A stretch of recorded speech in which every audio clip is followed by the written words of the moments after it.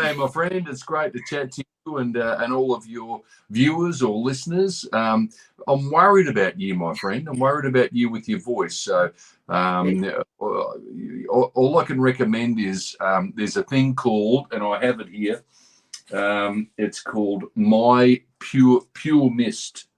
Oh, Mist, and it's yeah. Is it one of it? I've got this one that I've been using. Oh, yeah, okay, yeah. What, you steal that from the hospital, did you?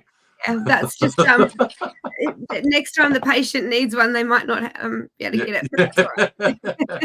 Yeah, but that will really help you. And the other thing, which is it's a bad thing, it's not really good for you, but if you're in real trouble, it'll get you out of trouble. It's called prednisone. You can take those tablets and they take the swelling out of your vocal cords. But yeah, you sound a bit no offense. I mean that some people might say that's sexy, you know. Well, you never know. I tell you what, it's draining. It's like trying to fight to get it out every time. I don't know how you guys sing every week. Yeah. I don't envy you at all. Well, yeah, it's a funny thing because before, probably I've had a couple of months off. And then before I started, I'm about to start this tour on the road, and we're working 4 nights a week, and we're traveling all over the place, and then it's going to be really busy right through till the end of March. And so I've just been singing every day. I've been singing the set every day, singing the show every day, all the songs, and just to get match fit, because your voice is no different than your bicep or your hamstring, or it's you've got to work on it and get it match fit before you hit the road. Otherwise, you're going to end up in trouble. And and it's something that's as I'm a bit older than you, so as you get older, you've really got to look after that voice and make sure it's up to scratch. Yes. And the warm-ups, you do your vocal warm-ups each time? Yeah, I do. And back in the old days, well, it was so embarrassing because my daughter is training to become an opera singer.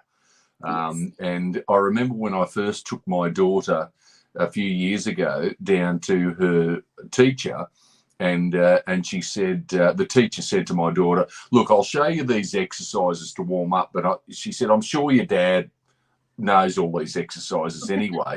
And my daughter said, "No, Dad just drinks a couple of beers and then walks out on stage and does the show." And I was so embarrassed. But yeah, as you get a bit older, you've actually got to start and warm up and do all that stuff. See, the alcohol's just cleansing it. Or maybe drying it out. So now it's all about warm-ups and hot water. Hot water is a really great thing that Troy Casadale, when he went overseas and he had vocal nodules, and he went overseas and was treated by the same doctor in America that fixed Keith Urban's vocal nodules. He operated on Keith. So Troy went and saw the same guy, like this world-renowned, guru, and he said to Troy, "Don't forget about all the other stuff about honey and have a whiskey," and he said all that stuff. He said, "Just drink hot water." Okay. Yeah. Well, that's good because I love water, and I actually really do like hot water, so I can definitely do that. So I probably did the wrong thing. A couple of weeks ago, my gran had a bug, and she lost her voice for the first time in her whole life. My whole life, I've never known her to even have a cold ever, so she didn't know what it was. It actually frightened her, and I was like, well, I'll just give her a bit of brandy and some honey and a bit of lemon. And I poured the brandy, and I thought, just a little bit more, a little bit more. And I stuck it down to her, and I said, "Sip at that." I turned around and she shot at it, and it was gone. I'm like, oh, that was effective. I thought you were going to say she disappeared and went on a bender for a week. She slept fine, no problems after that. Yeah, but we have to take care of it because that's your voice is really precious when you're a singer. Exactly. In this industry, without this, how do we get out to people? It's really important. It's our money maker. Yeah, very, very true. And it's the way we express what we're about. And I found often when I have time off, I'm home, and I love being home, and it's great. But sometimes you lose your sense of purpose a bit, and you forget what the hell am I doing? What am I all about? And then so now, and my wife Kathy often says, "Oh God, look at you! You need to get back out on the road and do some shows again. You're driving me mad, following me around the house like a bad smell." And so all of a sudden you sort of you get back on the road and start doing what you love to do, and I'm really lucky that I get to do what I love for a living, and I've been able to do that for a very long time, and not many people get to do what they love for a living, but it's so exciting to have like new music out again and being back out on the road again, and I'm really loving it. How many over the last 20 years, how many weeks a year do you usually spend on the road? Are you away most of the time? Oh wow. So well, back in the old days, the old days, I'm starting to sound old. When I was a young fella, but back in the old days when I started touring with people like Gina Jeffries, she was at the height of her career, and before that, Tanya Kernigan. I mean, we would go out for a month at a time, and you'd work 6 nights a week and have Mondays off, and every night. I just couldn't believe it. I was this young kid that I'd go out and open up the show in these theatres that were just packed full of people, like thousands of people every single night. And it was just unbelievable to see that. And now, obviously a lot of that's changed over the years, and we sort of just work our Friday, Saturday, Sunday nights. And then we head home and go home for Monday and Tuesday, and then you'll hit the road again on Thursday, Friday, Saturday, Sunday, and head home. And so it's all kind of changed a little bit from what it used to be, but yeah, I think there's a real resurgence in live music again. It's really come back since we were all locked down in COVID-19. I just see the numbers of people that are turning up to these country music festivals, and I've got to say, like, I'm so grateful that the ticket sales for my tour, my current tour, I haven't had ticket sales like that since 10 years ago. It's really rebounded. It's just fantastic. That is fantastic, because at the moment it is just so nerve-wracking doing shows, because you just don't know, and it's nice to see that people are still coming out enjoying the live. I think maybe when you lose what you love, sometimes it makes you appreciate it a bit more. So very true. And we just had a comment then from within a country club wanting, what did they say? G'day, Adam. Would love to see you come to our venue in Tassie. We were just talking about some more Tassie shows before we went live. Good timing. Yeah, I've got to get back there. I'm going to try and get back there towards the end of March, get back down to Tassie. I just snuck in there a month or so ago with Becky Cole and just did a couple of little sneaky shows with Beck. But, it'll be great to get back there. Yeah, I can't wait. We're pretty lucky down here. We don't tell many people how nice it is, because it's a bit of a secret. Once you get down here, people always want to come back. Yeah, it is a beautiful place, and as I was saying to you before we started this chat, my wife, I've threatened to take her to Tasmania for many, many years, and I said, you will fall in love with the place, and we spent a bit of time, and we went all over Tasmania, and it's just a beautiful part of the world. It really is. It is. We're very lucky, and it's so different too. We were having that conversation on the weekend about, you can go to the West Coast, and it's so different. Every area of the state, it's like you've gone to a different place. So there's so much to see. You can drive around it quickly, but there's so much to do everywhere you go that it does take a long time to see it all. Yeah, it really is. It's a beautiful place, and wonderful, beautiful people, and my biggest fear about Tasmania is I hope that all the people from the mainland up here don't get down there and totally. I know they've already started taking over the place. I hope they don't ruin what you've got down there, because it's just magic. It is, and I think that's what it is it's not overpopulated. It's still quite remote, a lot of areas, and I think that definitely helps maintain it, doesn't it? Clinton said, "G'day, Hars. Looking forward to seeing you at Blazers in January." Hey. When is your show in Blazers? What's the date for your Blazers show? Yeah, I've played at Blazers for, oh God, a long time now up there in Tamworth for the Country Music Festival in January. I've been there. I started going up there as a kid. Mum and Dad used to drive me up there, and I'd busk on the street in Tamworth, and I've been playing at Blazers for I'm thinking now, probably 15 years or so, 15 or so years. But yeah, I'll be back up there again. I think now you caught me on the hop here. I think it's like the 18th of January and the 24th of January or something. And the great thing about being in Tamworth is, for one moment, all the country music singers are all in the one town at the one time. So we can get our mates up. And I think last year, Becky Cole got up on stage with me and sang, and then Troy Casadale sang with me, and then Lee Kernaghan called in and sang a song. And it's just this magic that happens, during the Tamworth Festival. So for anyone out there listening, Tamworth Country Music Festival, put it on your bucket. You have to go, and once you go once, I'm sorry, you'll never want to miss it again. So, it is an expense, but it's worth it, 100%. Yeah, absolutely. I think the one thing about all of us being in that town together, it's the one time a year that we all get to see each other, but it's also the only time that it's acceptable to go to a show for 2 or 3 songs and then quickly go to the next one, because you want to see all your friends play. It's non-stop. It's just great. It's a big party for 10 days and non-stop country music. It's fantastic. Perfect. And when you come home, the Tamworth Blues are real. That's the worst bit.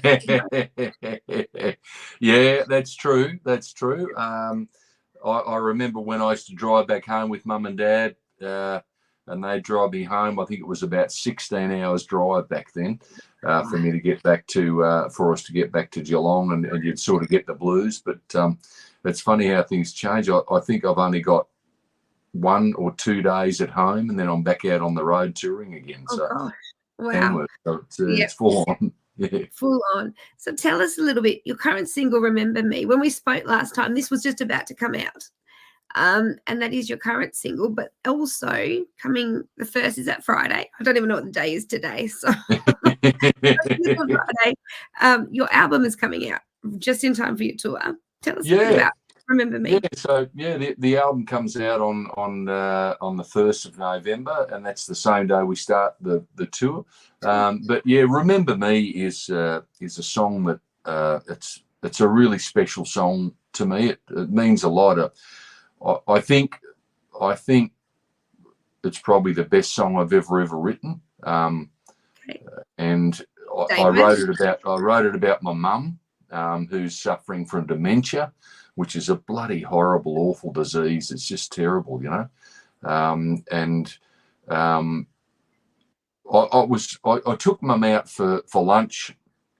I picked her up from the aged care facility that she stays at now, and I took her out for lunch, and we just had the best day, And I was driving her home, and we were chatting, and she said, "Gee, I love chatting to you." She said, "You're like the son I've never ever had." And I thought she was joking. Yeah. But I said, "Oh, that's funny, Mum." And she said, No, she was serious, And then I realised that the time is coming when she won't remember me at all. And that's where I got the idea to write the song Remember Me. And I was so fortunate recently that there was a guy, a very famous video producer called Shane Drake. And Shane was out in Australia to do a bunch of talks and lectures and all that about making videos. And he approached me and said, "I heard that song of yours." And he said, I really need to make this video for you. And and I said, "Oh, mate, I can't afford, to pay you." I mean, this guy produces videos for all the rappers and Justin Timberlake and all those other, Flow Rider, but he also makes videos for, Taylor Swift and Kelly Clarkson and Tim McGraw and he said, "No, don't worry about that. I've got to make this clip for you." So I got to record this video clip with him, and then they had a recent showing at they premiered the video at a film festival in Sydney, and to sit there and watch it on the big screen, and I realised that this, it's a beautiful legacy to my mum, and my kids will be able to look back at that and see mum, and it's really, really special. And then Dementia Australia heard the song and said, "God, can we use this song? This is fantastic." And I said, "Yeah, of course, if you need me to help, fundraise or whatever I can do, I'm really passionate about this." And so, the song has sort of taken on the whole other sort of legs of its own, I guess, if that's the right word. But it took me a while to be able to sing it without breaking down and crumbling into a falling heap, So I had to practice the song a lot before I could sort of sing it. But I'm really proud of it, and I'm glad that it's a beautiful legacy to my gorgeous mum. What a beautiful song. The funny thing with dementia is, and I've worked with a lot of dementia patients over the years, is music often brings them back those memories. So that conversation that you had in the car, and play a song that it comes back, and you can see it in their eyes, and it might only be for a second, but it's still there. And it just shows that's so true. Music and memories trigger each other, and that's that's the whole reason I called the album "Let the Song Take You Home," because you can hear a song and it'll take you right back to that time in place when it might have been a special song at the time, or the first time you heard it on the radio in your car, might have been your wedding song, might have been the song that you said farewell to a loved one or a friend. It's amazing how they're so intertwined, music and memories. And music's the soundtrack of our lives, But my mum, it's not all doom and gloom, like mum, my daughter Layla is studying to become an opera singer, and I'm biased, but she's very good, she's a great singer. And then I was down there visiting mum, and she was having a dinner, and she just said out of the blue about my daughter Layla, she just said, "Layla is a great singer." And I said, "Yeah, mum. Yeah, that's right. She is, And my mum looked at me and said, "I've got no idea where she gets that from." And I said, Neither do I. Oh, that's great. The honesty comes out, doesn't it? Oh dear, I bet she loved that. I bet Layla didn't let you forget that either. So I would use that. Yep, rub that one in a bit. So it's interesting though, opera singing to country music. Where did that come in? Was opera singing something that was in her life growing up? Where did that? No, it's just something she just loved. She's grown up as a kid, and it was really tough for her at school. She got bullied a lot, and because all the other kids were into all the latest pop songs and all this other stuff, and Layla loved all the great musicals over the years, Chitty Chitty Bang Bang and all these, and then from there she went into the opera side of things, and she would love nothing better for her birthday. I swear to God, what do you want for your birthday? Can you take me to the opera? Like, wow.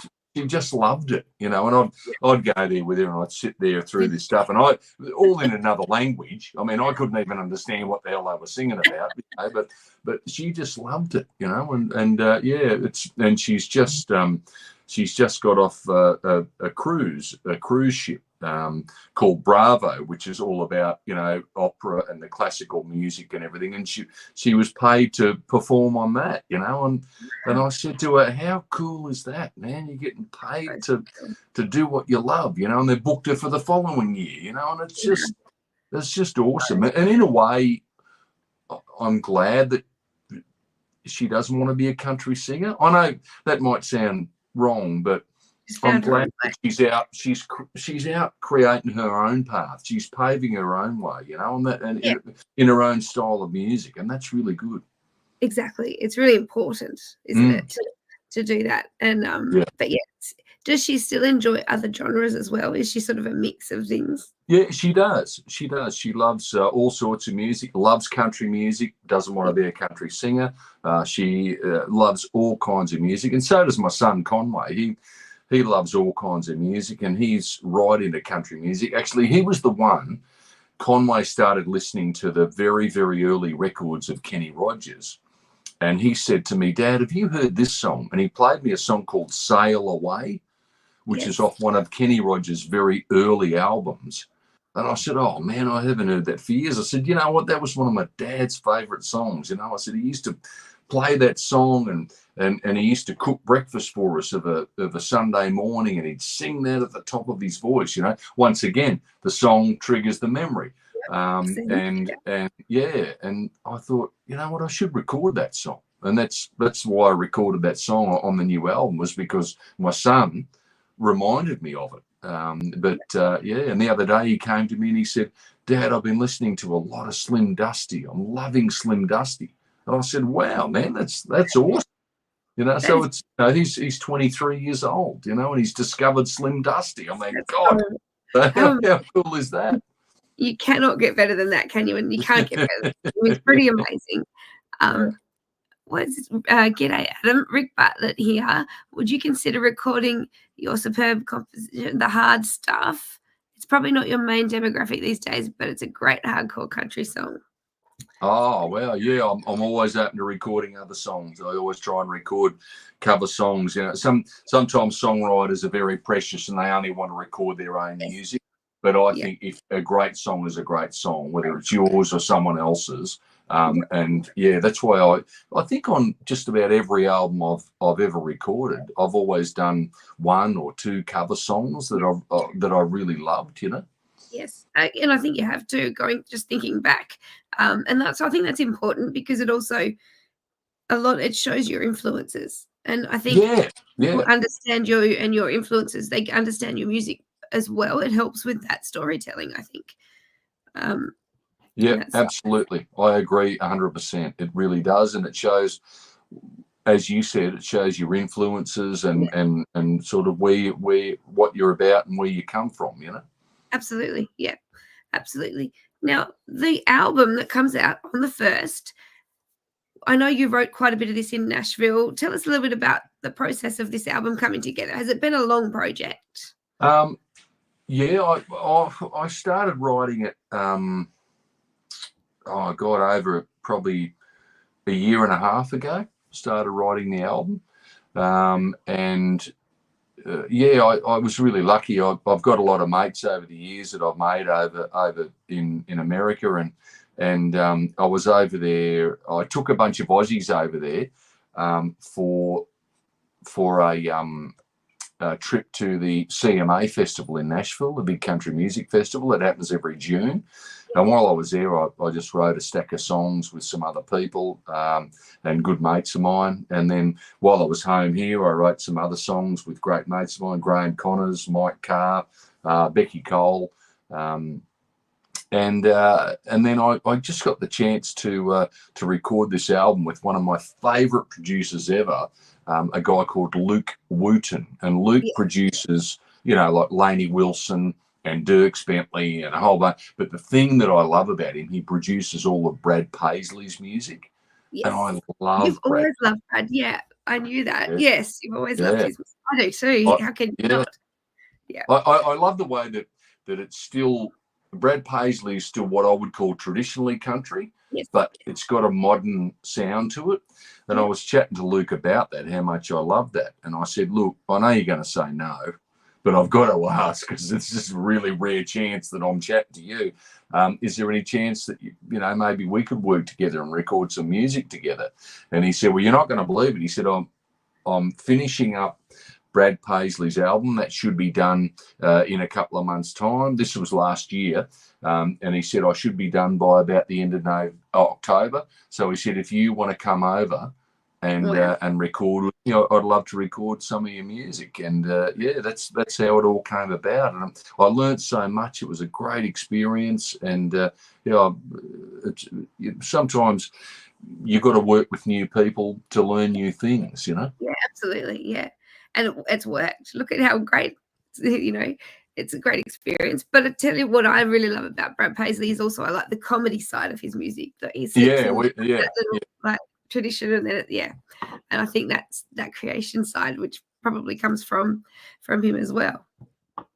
Yeah, very true. And I've always been a bit cheeky like that too. I love to write songs with a little bit of a comedy edge or a bit of a cheeky side to them. So, and the great thing about Luke as a producer, he taught me so much about when you've got a band in the studio, and those guys are so quick. They just record so fast. But then when I was in recording my actual proper vocals, he'd pull me up and he'd say, hang on a minute. He said, mate, I think you can say something better in that line. Yes. He said, that line you're singing, you've already kind of said that a couple of lines ago. So we said, don't waste that line. Is there something else you can say in there to help paint this picture that you're trying to paint? So it was really good direction from him, and yeah, great learning experience, as I said. And did you change the line? I did. You did? Was that hard, or did you find that came pretty easy? No, it sort of, I don't know, when the creativity is flowing, it can be, easier than other times. Yeah, that's exciting too. And we cannot wait. So where can we get this album? Oh, what does that quote? Is it coming out on vinyl? Is what Rick was asking. I'm thinking about doing vinyl. I'm not sure exactly yet because a lot of people love vinyl. But as you said, the album is you can get it from my website if you want the old-fashioned physical copy, adamharvey.com.au, or you can get it from Apple. You can download it from Apple or get it from JB Hi-Fi online, or if you like just streaming your music, you go to Spotify or one of the streaming services, and that'll all be available as well. So I just can't wait to get it out there, and I hope people like it. I can't wait to start hearing what people think about the album and what, it's interesting because Remember You is such a personal song to you, it's interesting to hear what people's favorites are and how they take the song. That's what like. Yeah. Well, fingers crossed we get some happy customers. I think you will. Now, before we do wrap it up, you're heading out on the road. What's your first line of shows? Where can we find where to see you? I start in Port Macquarie on November the 1st, and then I think we're up to Ballina. I think that's almost sold out, and then we head down to Coots Crossing. That is sold out, and then we go down to Wollongong, and then we're over at sorry, I should have had all this prepared. Then we're over at Goulburn, and then we're down on the south coast, down at Maria, and one of my favourite places, Merimbula. We go down to Victoria, do some shows down there. We head up to Queensland, do a few shows there, and that sort of ties up Wagga Wagga, Canberra, and then we've got a stack more shows in February and March. So I'm going to be a busy boy, and as I said, my wife's counting down the days. She can't wait to get rid of me. She's packing my suitcase right now. I hope she didn't do what last time. My wife's got a sense of humour. I was away somewhere, and I said, do you mind packing some clothes for me? Because I'm in and out. I'm home for like a day, and I'm gone. And she said, yeah, sure, no worries. So she packed some clothes for me, and off I went. And I forget where I was flying to, maybe South Australia or somewhere. Anyway, so I get there and I have a shower at the motel and go to put on some clothes to go and do the gig that night. She packed all of her underwear instead of mine. That is a true story. And it takes a bit of getting used to. That's but perfect. After a while, you like it, you know. Next time, and did you pack your suitcase the next time, or did you wear the underwear? I've never let her do that again. She thought it was the funniest thing in the world. And did you wear them? Did you have no choice? Oh, I didn't have any choice. As I said, you get used to them. They start to feel cozy after a while. Yeah, that's right. The lace is quite nice once you're used to it. Luckily, there was no G-strings, thank God. I bet you she would never have let you live that down if there was. None of us would. You might not be telling the story if there were. And Clinton asked, how's your mother-in-law? Oh, yeah, she's going good. Yeah, she rang earlier today. She was on the phone to my beautiful wife, telling her how fat I've got and how fat I look in the video clips now. I used to be so thin, but now I've just got fat in the face, apparently. So, oh, that's lovely. Really sweet. Yeah. I think that's her way of saying she really loves me and misses me. Yes. Yeah, that's right. Well, she's watching you. So, you know, that's getting the stream. Oh, so beautiful. Hey, you can pick your friends, you can't pick your family. That's exactly right. Well, some of them. Thank you so much for joining. I know we always talk for so long, but it's so good to have you. I cannot wait to see you. I'll definitely be there in Tamworth in January to see your show. But we're looking forward to the album and the next year. You've got lots coming up. Yeah, thank you so much. I really appreciate your support once again. And yeah, well, hopefully we'll see you soon. And come up and say hello in Tamworth, won't you? I definitely will. Definitely will. And everybody will be back again tomorrow night with Laura Frank at 7 o'clock my time. So it's Eastern Daylight Savings Time. So make sure you join us. And the ad is already up, so you can click on that now, and it will tell you just before we go live. We will see you all tomorrow.